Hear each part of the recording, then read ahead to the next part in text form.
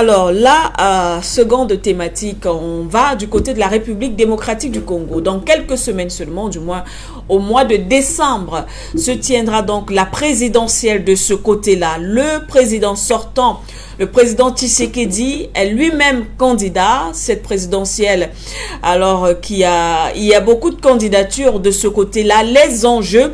Mais aujourd'hui, on présente un président Tshisekedi qui tient des discours anti-occidentaux, si on peut le dire comme ça, des discours qui semblent en tout cas sonner la fin de l'impérialisme occidental du côté de la République démocratique du Congo. On a vu ces différentes sorties, mais à côté de cela, la question sécuritaire également qui reste un très gros enjeu. La RDC qui continue d'accuser le Rwanda de déstabiliser son territoire. Les États-Unis se sont prononcés il y a 2 jours seulement et ont appelé à un apaisement entre, bien sûr, les deux parties. Les enjeux autour de la présidentielle en République démocratique du Congo, c'est l'objet de la seconde thématique. Je refais le tour. Je commence cette fois-ci avec vous, Abdoulaziz Konaté.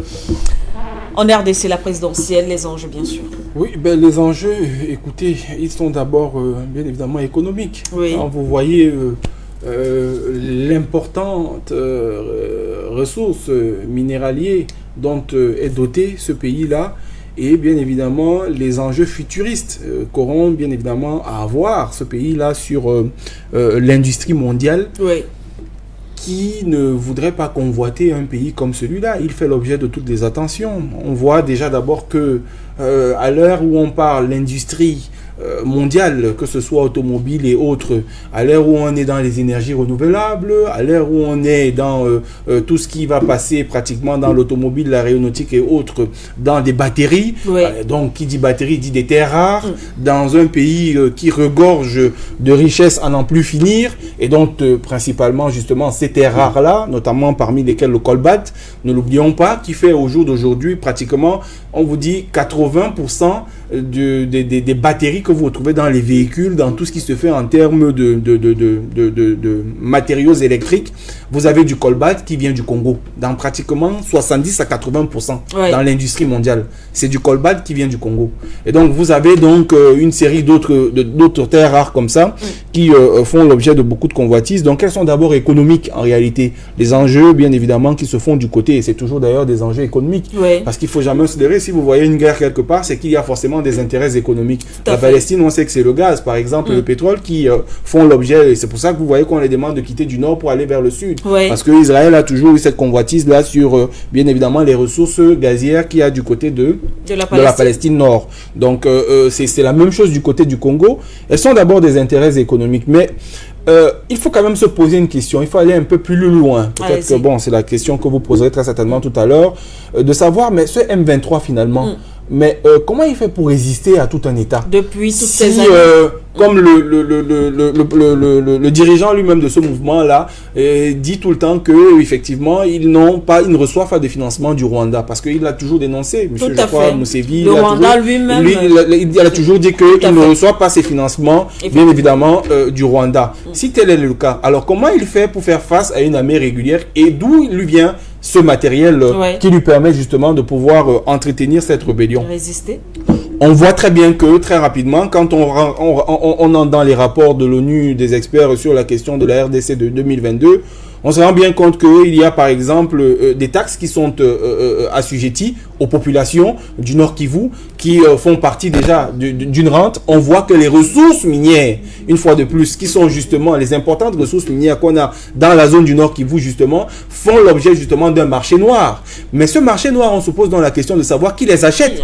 Parce que si vous consommez des ressources, il faut bien que vous les vendez. Tout à fait. Vous allez donc vous rendre compte que autour de la RDC, des pays qui sont frontaliers à la RDC, en réalité, ont développé une économie de chaîne de transformation basée sur les matières premières qui sortent frauduleusement sur le territoire de la RDC et qui se retrouvent sur le marché mondial.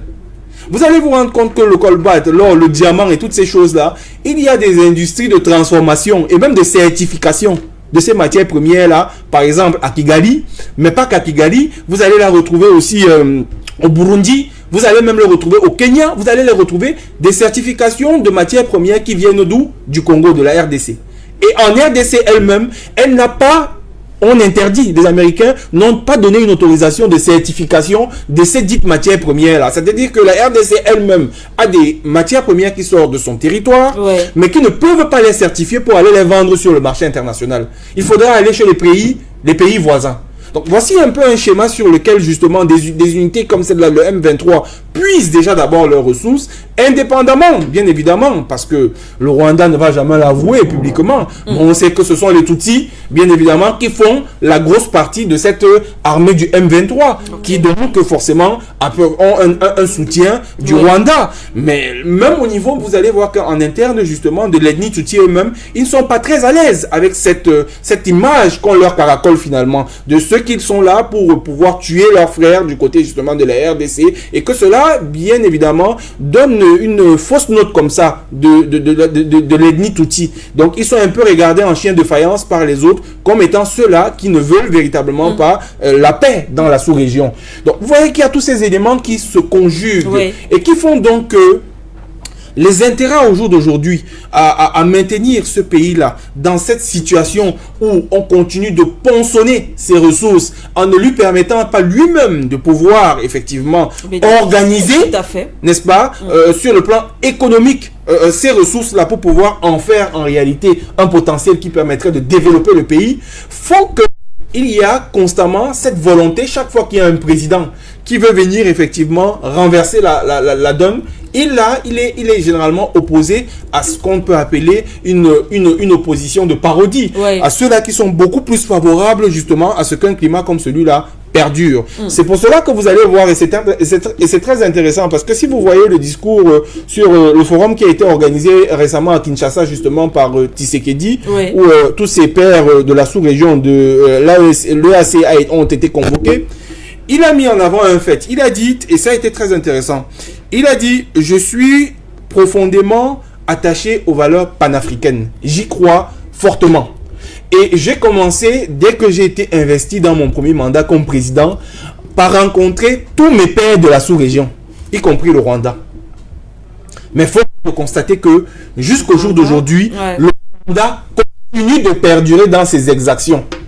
Et tant qu'il n'y aura pas un dialogue franc, sincère, que nous n'arrêterons pas l'hypocrisie entre nous tous, chefs d'État, qui profitent à d'autres, malheureusement, il n'y a pas une véritable paix qui pourra s'installer.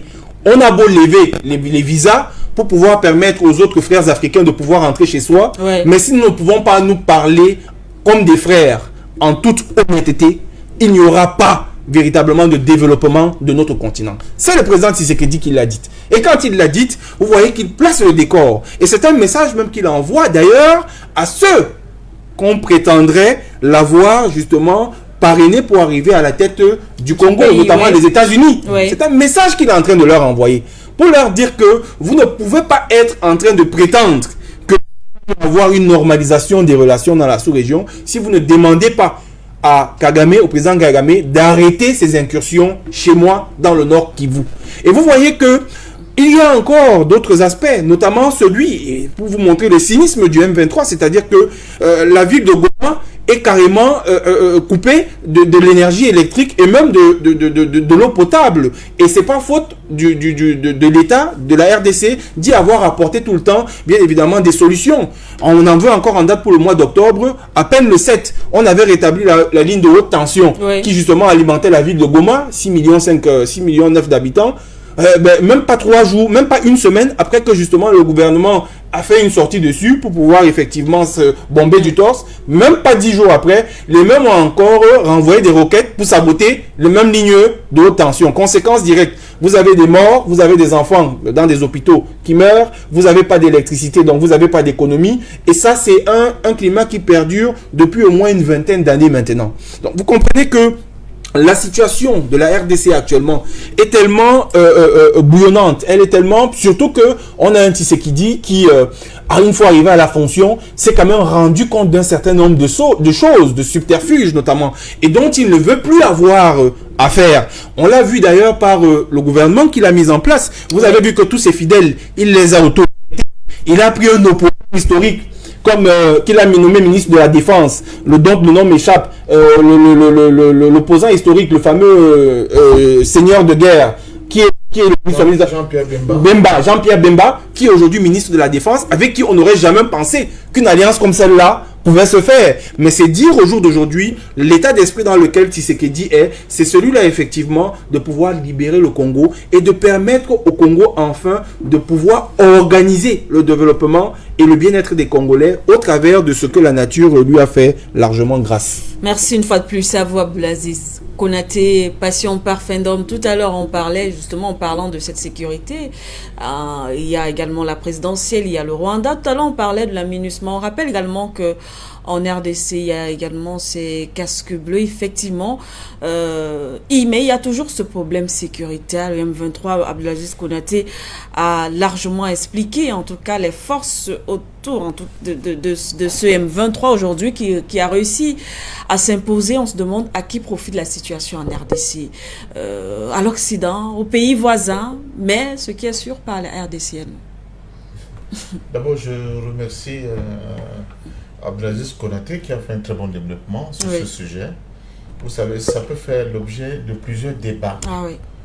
Ce que j'appelle le drame de l'Est de la République démocratique du Congo. Ça peut faire l'objet de plusieurs séances de débat sur votre plateau qu'on n'aura pas fini.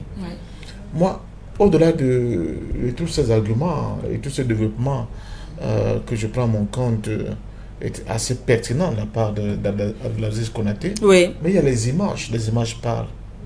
Au moment où on développait, je regardais l'écran et je voyais défiler cet exode de ces enfants, de ces femmes, portant leurs baluchons, parce qu'ils sont malmenés, ils sont ballottés, n'est-ce pas, par cette instabilité permanente de la République démocratique du Congo. Et ça dure depuis plus de 20 ans. Ces gens n'ont jamais de paix. Ces populations n'ont pas de quiétude. Voilà le véritable génocide. Où est l'Union africaine? Oui. Même les pays des Grands Lacs. Que disent-ils? Le drame du Congo est au-delà même de la capacité du président congolais à dire je vais imposer l'ordre ici. C'est pas possible. Si l'ensemble des dirigeants de cette sous-région ne s'asseyent pas pour essayer des solutions et régler la question de manière endogène. Parce qu'une fois de plus, la même constante revient. Là où il y a des richesses, il y a la guerre. On nous impose la guerre. Le problème de Koba, par exemple, dont Abdelaziz a insisté là-dessus, dites-moi, dans quel... on sait où on vend le cacao. Oui. Oui. Hein? La place où on vend le cacao, ou le fer, où tout ça est coté. Dites-moi, le Koba, il est coté où? Où? C'est une hérésie. Le marché international de manière clandestine. C'est une razzia, c'est un viol. De toute structure qui utilise, n'est-ce pas, cet élément-là dans tous les appareils que nous avons, nos téléphones, vos ordinateurs, tout ça. Ils s'enrichissent comme Crésus au détriment du pauvre peuple congolais qui meurt dans le ventre de la terre. Ce sont des enfants pour aller chercher ce minerai-là. La honte de l'Afrique, le drame de l'Afrique. Même ceux qui le vendent à l'international, ils ne gagnent même pas grand-chose quand on fait des rapports. Vous êtes des économistes, pas grand-chose. Pourquoi les Africains ne peuvent donc pas s'asseoir? C'est là où je dis, c'est ça le drame africain. Et nous dit, ok. Apparemment, il y a même des éléments d'ordre anthropologique. Les M23, c'est quoi? C'est quoi les Bananes Bolingé? Les Tutsis congolais, c'est quoi? Est-ce qu'on ne peut pas s'asseoir et régler ce problème et dire que, bon, apparemment, vous dites que vous êtes depuis 100 ans et que vous, on ne vous prend pas en compte. Il faut qu'on crée, n'est-ce pas, une architecture qui vous prend en compte, qui rapproche, n'est-ce pas, les administrés de leurs administrateurs, que vous participiez, vous aussi, à l'élaboration des politiques locales, n'est-ce pas, pour que chaque enfant qui est dans cet espace essaie de trouver son épingle du jeu.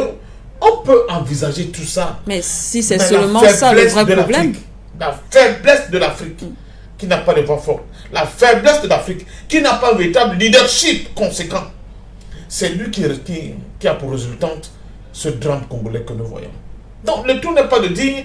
et là, le président Tshisekedi, je suis d'accord avec lui, il a découvert beaucoup de choses qu'il ne savait pas quand il était encore dans l'opposition. Oui. Et là, vous voyez le jeu trouble des puissances occidentales. Qui sont les principaux bénéficiaires de toute cette gabégie et de ce chaos? C'est eux qui bénéficient de tout cela. Mais on ne voit pas la même mobilisation pour le Congo que pour l'Ukraine, par exemple. Oui. Pourquoi il n'y a pas la même mobilisation? Parce que c'est du racisme primaire. La vie des Noirs ne compte pas. On peut continuer de les massacrer à condition que pour nous, l'approvisionnement en cobalt continue, n'est-ce pas, de suivre son cours sans interruption. Et nous, notre économie tourne, ils sont à la périphérie, les singes, les animaux, comme un ministre israélien a traité les Palestiniens d'animaux humains. Je ne sais pas si vous comprenez. Un être humain qui traite comme ça un être humain. Lui, il a au moins eu le courage de dire ouvertement ce qu'il pense. À haute voix ce que les autres pensent, n'est-ce pas, à voix basse. C'est comme ça que on ne voit pas la Ligue arabe. C'est exactement comme ça que ces gens nous traitent. Donc je dis, oui, nous sommes dans des contradictions terribles. Oui. Mais les principaux responsables de ce drame qui touche l'Afrique, les Congolais, les Rwandais, les Tanzaniens, les Burundais, les Ougandais, les Kenyans, les Camerounais, tout ce monde-là, c'est nous les Africains. Le problème, c'est ça. Et tant que ce problème de Congo ne sera pas résolu, maintenant, je vous le dis aujourd'hui, la question même du panafricanisme, de l'unité africaine va être très, très, très difficile à réaliser. Nous ne pourrons pas accélérer notre marche en avant, alors que nous avons de gros, comment dire ça, casseroles, n'est-ce pas, du poids comme ça qui bride notre marche en avant parce qu'attaché à nos chevilles. Donc, la question du Congo, de l'Est du Congo, devait être une question hautement sensible qui devait concerner l'Union africaine au premier plan. Que de l'abandonner entre les mains des politiciens. J'ai écouté par exemple une vidéo de Moïse Katumbi, mais ils sont encore dans les petits calculs d'apothicaires, ils ne voient pas l'enjeu central global. Mais ce n'est pas que pousse-toi de là, je m'installe, parce que moi aussi il faut que je devienne chef de l'État. Ce n'est pas ça la question que nous pose le drame du Congo. Mais cher doyen, les Moïse Katumbi même c'est qui? C'est les Moïse Katumbi, c'est Israël, c'est les Américains. Ce n'est pas ça le problème. Les Moïse Katumbi c'est qui? Donc je dis que nous sommes là, une fois de plus, la grande dame dans le vrai drame de l'Afrique. Notre incapacité à nous prendre en charge, à nous prendre en main nous-mêmes. Et tant qu'on va demeurer dans ce statu quo-là, l'Afrique ne va pas s'en sortir, l'Afrique ne va pas se développer. Alors qu'uniquement, avec les richesses de l'Est de la République démocratique du Congo, si elles étaient bien pensées, bien partagées, tout était bien organisé, ce serait un pôle majeur de la transformation de la vie, pas seulement des gens de cette sous-région, mais de toute l'Afrique en général. C'est ce que ne veut pas l'Occident impérialiste, et nous tombons dans ce panneau, n'est-ce pas, pieds et mains liés comme des idiots qui ne savent pas. Alors je sors par cette citation de Martin Luther King qui disait, si nous ne voulons pas vivre comme des frères, nous finirons par mourir comme des idiots. Et c'est ce qui arrive aujourd'hui à nos frères au niveau de l'Est de la République démocratique du Congo. Merci à vous, Passion. N'oubliez surtout pas de vous abonner et d'activer la cloche de notification pour ne rater aucune de nos prochaines vidéos.